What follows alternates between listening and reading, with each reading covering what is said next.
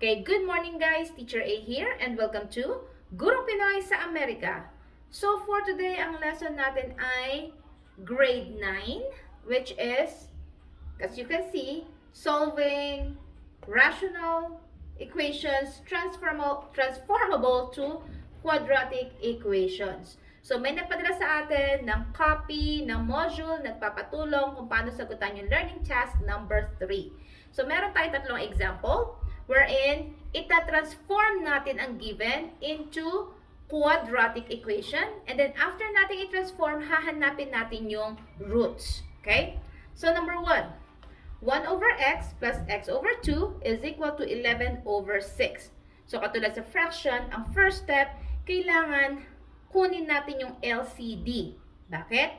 Para matanggal natin yung mga denominators. So we have here yung denominators natin, x, 2, and 6. I-check muna natin yung LCD sa mga numbers. So 2 and 6, ang LCD natin ay 6. Bakit? Kasi 6 divided by 6, pwede. 6 divided by 2, pwede rin. And then since may x tayong nasa ilalim, therefore, ang LCD natin, pagko-combine lang natin yung 6 tsaka yung x, that's 6x. Now, pag nakuha na yung LCD, so LCD natin ay 6x. Anong gagawin? I-multiply natin yung buong equation sa LCD para ma-cancel out yung denominators. Okay? So, we have 6x times yung buong equation, 1 over x plus x over 2 equals 11 over 6. So, 6x divided by x. So, alisin si x dito. Kakancel out na, matitira 6. Then, 6 times 1 ay 6. Plus, kasi plus yun. 6x divided by 2 ay 3x times x ay 3x squared. Then, equals 6x divided by 6. Makakancel out na si 6. Matitira si x. Then, x times 11 ay 11x. Yan, wala na tayong denominator. So, after nun, i-equate natin to sa 0. Which means, yung mga nasa right side, katulad ni 11x, ita-transpose natin sa left side. So, we have, i-rearrange ko lang to. So, pag ni-rearrange natin, from highest exponent down to constant. So, mauuna dapat si 3x squared. I-transpose si 11x sa kabila, positive, magiging negative 11x. And then, isunod natin yung constant term na 6. And then, equals 0. There. So, ito yung ating quadratic equation. Okay? Since nakuha na natin yung quadratic equation, this time, kunin natin yung roots or yung solution ng quadratic equation. Paano? We can use factoring kasi yun ang pinakamadali. I-factor out natin yung nasa left side. Pag factor out, dalawang binomials yon. First step, i-factor yung yung first term na 3x squared. 3x yon, tsaka x. Bakit? 3x times x is equal to x squared. Next, ang last term natin ay positive. So that means yung minumultiply na dalawang factors ay pareho ng sign, parehong ano. Yung middle term ay negative. Therefore, pareho siyang negative. Yan. Ano yung factors ng 6? Trial and error tayo. I-try ko 3, tsaka yung 2 rito. So, kulang siya. Equals 0. Paano ko malalaman kung ito yung tamang factors? Multiply the means, tsaka extremes. Pag pinagsama, dapat negative 11x ang sagot. Negative 3 times x, negative 3x. 3x times negative 2, negative 6x. Pagsamahin natin, that's negative 9. 3 plus 6 is 9. So, pagbaligtarin ko to, baka sakali. Ito yung 3, ito yung 2. So, we have here, negative 2 times x is negative 2x. 3x times negative 3 ay negative 9x. I-combine, that's equal to negative 11x. So, tama yung mga factors natin. Now, equate natin each factor by 0. So, ang first factor natin, we have 3x minus 2 equals 0. And then, yung second factor natin, x minus 3 equals 0. And then, solve for x. So we have here 3x. Si negative 2, i-transpose sa kabila. That will become positive 2. Now, para mawala si 3 rito, dahil gusto ko lang ay si x, divide both sides by 3. So that 3 will be cancelled out. Kasi 3 divided by 3 ay 1 times x ay x lang. Equals, kopyahin si 2/3. So therefore, ang first root natin ay 2/3. What about ang pangalawa? X equals, i-transpose yung negative 3 sa kabila, magiging positive 3. Yun na siya. So that is our second root. X is equal to 3. Ganun lang kasimple. Let's have number 2. So ang given natin ay 2 over x minus x plus 1 over 5 is equal to negative 4 over 5. Again, first step, kunin natin yung LCD. So, LCD. So, since ang number natin sa denominator ay the same, pareho silang 5, therefore, part siya ng LCD natin. And then, may x. So, pagsamahin lang natin, si number tsaka si letter together, that's our LCD, 5x. Anong gagawin kay 5x? I-multiply sa whole equation para ma-cancel out yung mga denominators. So, 5x times the whole equation, 2 over x, minus x plus 1 over 5 is equal to negative 4 over 5. Paano yun? I-multiply sa taas, divide by nasa ilalim, or pwedeng mauna yung division, tapos ito times. Okay? So, 5x divided by x. So, mawawala na yung dalawang x, makakancel out na. And then, 5 times 2 ay 10. 10 na lang ang natira. Then, minus 5x divided by 5. Ito naman, distribute natin. Matitira ay x na lang kasi makakancel out yung dalawang 5. Si x, i-multiply kay x plus 1. Mamaya ko na siya i-multiply. Papakita ko na lang muna. Then equals, dito naman sa last, 5x divided by 5. Makakancel out si 5. Matitira si x. Times negative 4 ay negative 4x. Yan. So, this time, i-simplify natin to using distributive property ulit. So, kopyahin si 10. Negative x times x ay negative x squared. Negative x times 1 ay negative x equals negative 4x. Next, i-equate natin siya sa 0. So, which means, si negative 4x, ita-transpose sa kabila.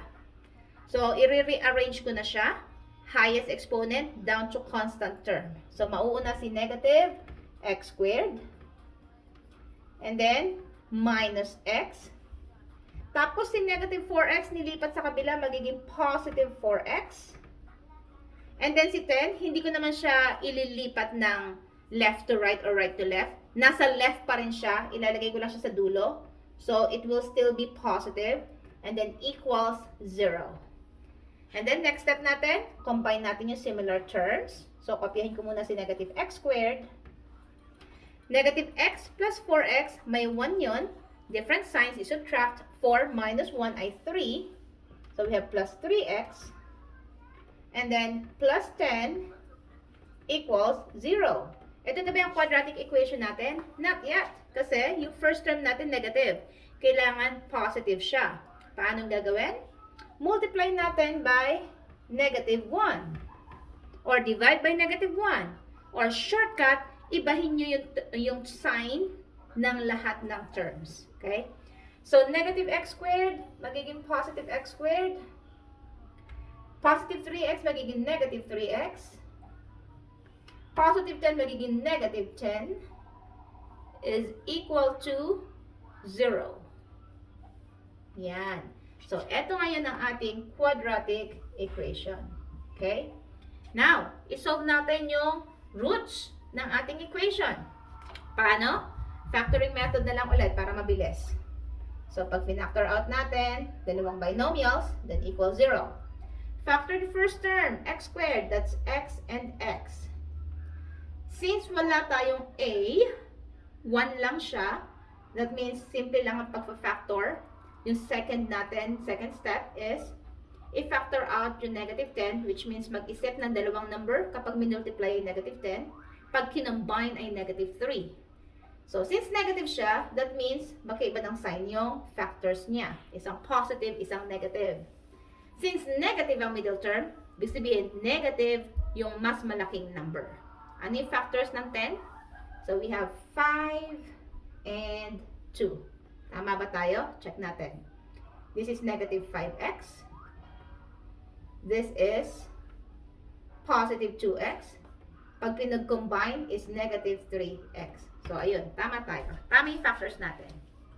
And then, after getting the factors, equate natin sa 0 yung bawat factor para ma-solve natin si x. So, we have x minus 5 muna equals 0. And then, yung second factor natin, x plus 2 is equal to 0. Solving for x, i-transpose si negative 5, magiging positive 5. So, that is our first root. What about yung second root? I-transpose si positive 2, magiging negative 2. Yan. So, therefore, yung roots natin ay positive 5 and negative 2. Dali lang, di ba? Last example. So, ang given natin ay 2 over x minus 3 plus x over 2 is equal to negative 1/2. Again, first step. Kunin natin si LCD.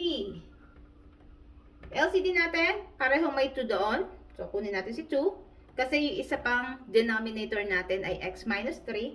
I-combine lang natin siya. Yan. So, lahat ng nasa denominators natin, meron siyang representation, meron siyang parang representative sa ating LCD. Okay? So, we have 2 parentheses, x minus 3 ang ating LCD. So, anong gagawin sa LCD? Second step, i-multiply yung whole equation sa ating LCD para matanggal natin yung mga denominators. So, we have 2 parentheses, x minus 3.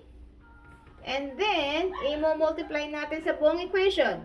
2 over x minus 3 plus x over 2 equals negative 1/2. Using distributive property, multiply ito sa unang rational, sa ating unang parang fraction natin. May commercial sa likod.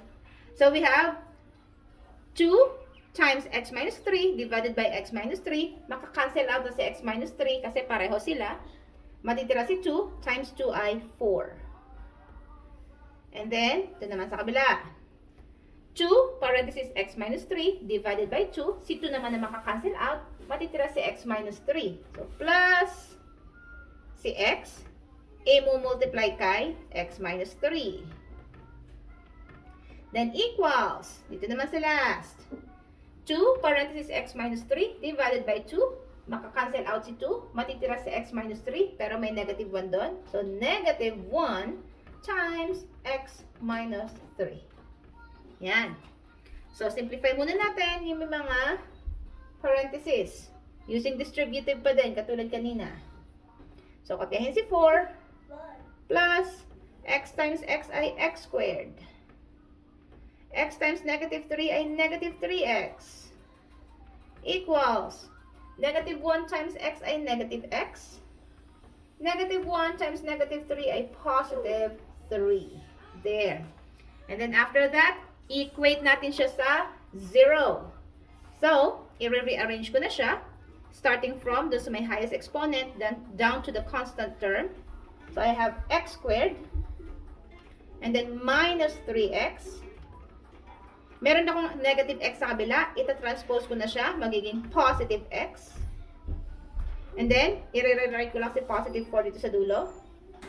Tapos, ita-transpose ko si positive 3 ulit dito. Magiging negative 3. And then, equals 0. And then, after that, combine similar terms. Ito, itong dalawang may x. So, kopyahin ko si x squared. Negative 3x plus x, magkaiba ng sign, subtract, may 1 yon. Negative 3 plus 1 is negative 2. And then, kopyahin si x. And then, 4 minus 3 ay 1 equals 0. Therefore, ito ang ating quadratic equation. x squared minus 2x plus 1 is equal to 0. I-rewrite ko lang dito. Oops, wrong. X squared minus 2x plus 1 is equal to 0. Solve natin yung roots. Paano? Factoring. So, dalawang binomials. Then, equal 0. Factor out natin si x squared. That's x and x. Factor out natin si 1. Since positive 1 siya, that means parehong sign yung factors natin. Anong sign nila? Negative, kasi negative ang middle term. Ano yung dalawang number kapag minultiply ay 1? Of course, that's 1 and 1. Negative 1 times negative 1 ay positive 1. Negative 1 plus negative 1 ay negative 2. Okay? So, after factoring, equate natin to 0, both factors, and solve for x. 0. Ito na may pangalawa. X minus 1 equals 0. Solving for x, ito transpose lang si negative 1. So, x equals negative 1 nilipat, magiging positive 1. And then sa kabila, same lang sila. X equals positive 1. So, that's it. So, kung nakatulong ang aking video sa inyong module, kindly give me a like and please, I'm inviting you to subscribe sa aking YTC, Teacher A, Gurong Pinoy sa Amerika, and also please like my FB page, same name, Teacher A, Gurong Pinoy sa Amerika, para pwede kayo mag-send sa akin ng mga pictures ng modules nyo or ng activities na pwede natin gawa ng video just like this. Okay? Again, maraming salamat. See you on my next video. Paalam!